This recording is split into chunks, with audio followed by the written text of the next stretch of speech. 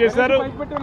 ముఖ్యంగా సమయం తక్కువగా ఉంది కనుక ఈ తక్కువ సమయంలో మనం ఎలక్షన్లకు సన్నద్ధం కావాలని, ఎలక్షన్లో మనకి ప్రజలు ఎంత అభిమానం మన మీద ఉన్నప్పటికీ కూడా దాన్ని ఓట్ల రూపంలో మార్చుకోవడానికి ఎలక్షనీరింగ్ చేసుకునేటువంటి సమర్థత మనం చూపించాలని, దానికి అవసరమైనటువంటి ప్రతి కార్యక్రమాన్ని ఇవాళ నుంచి మొదలుపెట్టాలని, అదేవిధంగా Telugu Desam party, Janasena party, Bharatiya Janata party మూడు కూడా కలిసి పోటీ చేసేటువంటి నేపథ్యంలో మన అందరం కలిసిమెలిసి హ్యాండ్ ఇన్ హ్యాండ్ వెళ్ళి 100% విజయం సాధించాలనేటువంటి దిశానిర్దేశం మా అందరికీ చేశారు.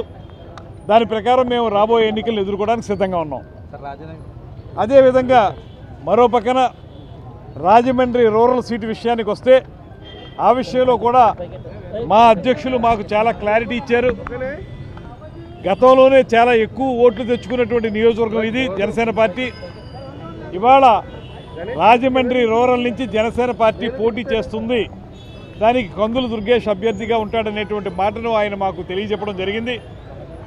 దాన్ని మనకు ఇప్పుడు సిట్టింగ్ ఎమ్మెల్యేగా ఉన్నటువంటి గోరెంట్ల బుచ్చయ్య చౌదరి గారితో కూడా ఆ విషయాన్ని చెప్పి అందరం కలిసిమెలిసి ప్రయాణం చేసి ఎన్నికల్లో విజయం సాధించాలనేటువంటి మాటను కూడా వారు స్పష్టంగా చెప్పడం జరిగింది. దీని ప్రకారం ఇవాళ రాజమండ్రి రూరల్లో జనసేన పార్టీ పోటీ చేస్తుందనేటువంటి స్పష్టతని ఆయన మాకు ఇవ్వడం జరిగింది.